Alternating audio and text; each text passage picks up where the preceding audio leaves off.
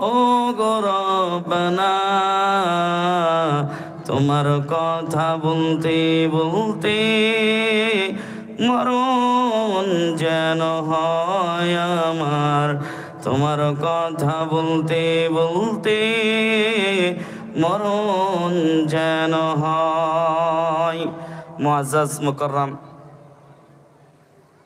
দিন দরদি, ইসলাম দরদি, দূর দূরান্ত থেকে আগত আল্লাহ পাকের আশিকিন, জাকিরিন, শাকিরিন, মুহিব্বিন, মুরব্বিয়ান, আওয়াম, কলিজা টুকরা আমার সমবয়সী যুবক বন্ধুগণ, স্নেহের ছোট ভাই, পর্দার অন্তর আড়ালে অবস্থানরত সম্মানিতা আমার আম্মা জান ও বোনেরা, মালিকের দরবারে লক্ষ কোটি শুকর ও সুজুদ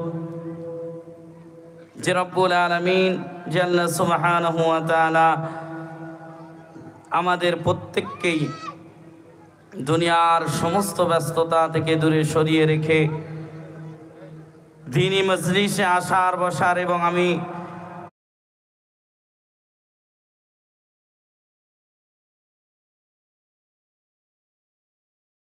গুনাহগারকে কোরআন সুন্নাহ থেকে কিছু সময়ের জন্য আলোচনা করার তৌফিক দিয়েছেন, সেই রবের জন্য সকলেই কৃতজ্ঞতা প্রকাশ করব।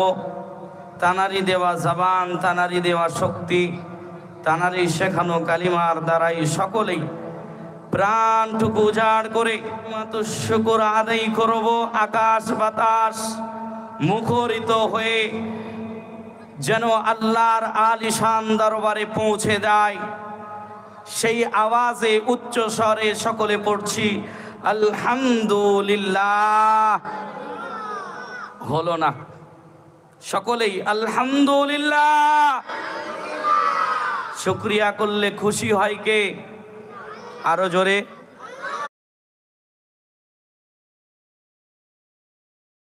আরো জোরে বলুন। আর অসন্তুষ্ট হয়ে এখান থেকে দূরে সরে যায় কে? শয়তান। কে? আমরা কাকে খুশি করব? আরো জোরে বলুন। সুস্থ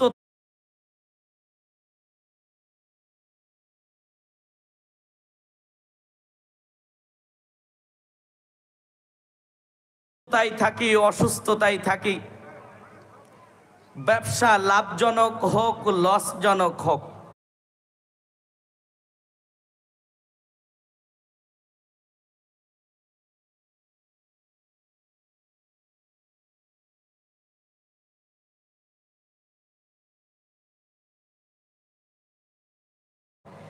আমাদের পরিস্থিতি যেমনই হোক সর্ব অবস্থায় শুকরিয়া চলবে কার? আরো জোরে বলুন। সেই রবের প্রতি শুকরিয়া করলে ফায়দা কি?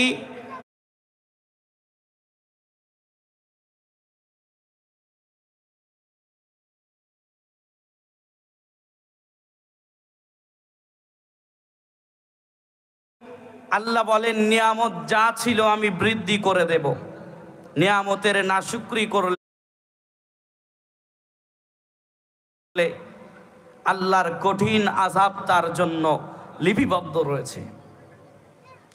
শ্রেষ্ঠ নবী, মানবতার মহা মুক্তির দূত, আকাই মাদানী, আশরাফুল আম্বিয়া, সাইয়্যিদুল আম্বিয়া, খাতামুল আম্বিয়া, মদিনা কা তাজদার, আফতাবে নবুয়ত, ফখরে মওজুদাত হযরত মুহাম্মদুর রাসূলুল্লাহ, সকলে পড়ি সাল্লাল্লাহু আলাইহি ওয়াসাল্লামের প্রতি লক্ষ কোটি দরুদ ও সালাম বর্ষিত হোক। আমরা সকলেই ভালোবাসা নিয়ে নবীর আশিক হিসাবে, বন্ধু হিসাবে সকলেই ভালোবাসার সুর নিয়ে পড়ছি আল্লাহুম্মা আমিন, আল্লাহুম্মা আমিন। প্যারে হাজিরিন, আমি যেহেতু শেষের দিকে উঠেছি, তবে আমি সকলের ছোট। যিনি আমার সম্পর্কে বলে গেছেন তানার ব্যাপারে তো কথা বলার আর কোনো দরকার নাই, তানার নামই যথেষ্ট চেনার জন্য। আল্লাহ এনার ওসিলায় আমাকে আলহামদুলিল্লাহ এই জায়গায় এনেছেন। সেই জন্য আমি অনুরোধ করে সকলকেই বলছি, এসেছি যতক্ষণ কোরআন সুন্নাহ থেকে আলোচনা শুনে নিজের জিন্দেগি পরিবর্তন করে যাব ইনশাআল্লাহ।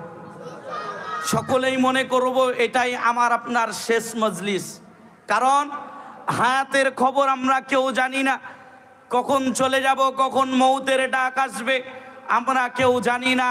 আমরা যদি এটা মনে করে এখানে বসতে পারি যে আমার শেষ মজলিস, এটা কোরআনের কথা হয়তো এই শেষ শোনা আমারও হতে পারে, এটার নিয়ত যদি আপনি নিয়ে বসতে পারেন, আশা রাখা যায় আজকের যত আলোচনা পূর্বে বক্তা করেছেন এবং আমি করার চেষ্টা রাখবো ইনশাআল্লাহ, সেই কথাগুলো বাস্তবতায় মেনে নেওয়া সম্ভব হবে।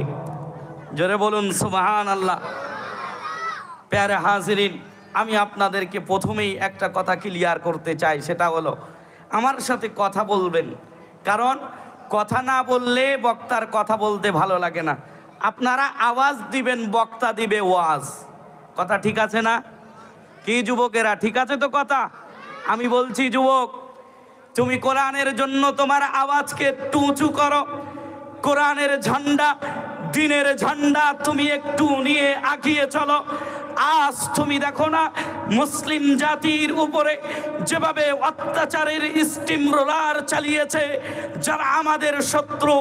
আমি যুবকদেরকে আজকের জাগ্রত করে দিয়ে যেতে চাই, যুবক তুমি দাঁড়িয়ে যাও।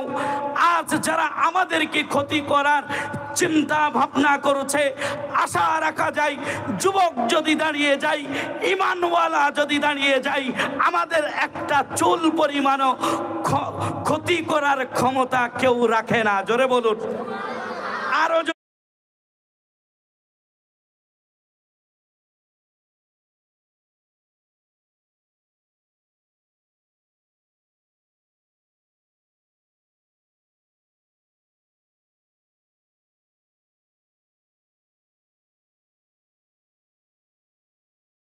বলুন। প্রথমেই আপনাদের গরম করে নিচ্ছি, কারণ ওয়াজ তখনই আসর করবে যখন আপনার দিলটা এখানে থাকবে। কি বলেন, ঠিক না বে ঠিক? আপনারা আছেন তো নাকি? আমি এত কথা বলছি, আপনারা কথা বলছেন না। যুবক, আমি তোমাকে আহ্বান করছি, তোমার কদম যদি আমার সামনে আগিয়ে দাও, আমি তোমার কদমের উপরে হাত রাখবো। তারপরেও যুবক তুমি একটু বসো।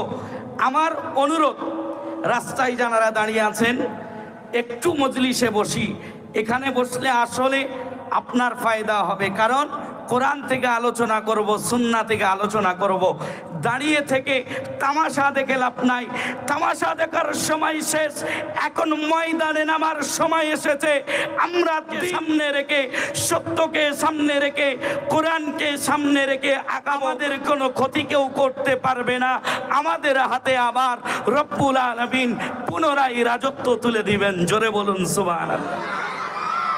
যুবকেরা আসো, অনুরোধ করছি, আসো যুবক, আমি তোমার কদমের উপরে হাত রেখে বলছি, আসো যুবক, কোরআনের জন্য একটু সময় দিয়ে যাও।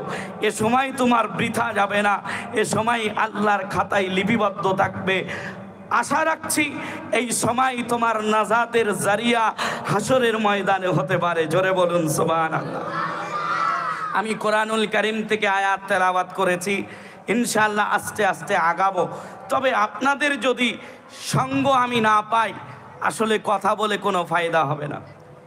কেন বললাম এটা? কারণ আজকে আমি এসেছি মুসলমানের দ্বারে, আজকে আমি এসেছি যার কাছে কোরআন আছে তার কাছে কোরআন শোনানোর জন্য। আজকে আমি এসেছি কার কাছে যে মুসলিম বলে দাবি করছে, মুসলিম হিসাবে দামি হওয়া যায় কিভাবে, তার কাছে বলতে এসেছি।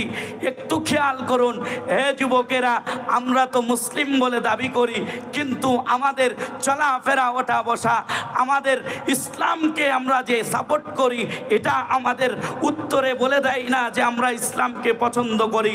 সেই জন্য আমি প্রত্যেককেই অনুরোধ করব, এসেছি মুসলমানের কাছে, মুসলমানরা যদি একটু আগ্রহ না দেখায়, কোরআনের কাছে শোনাবো। কি বলেন, ঠিক না বে ঠিক? আপনারা শেষ পর্যন্ত থাকবেন তো? থাকবেন তো ইনশাআল্লাহ?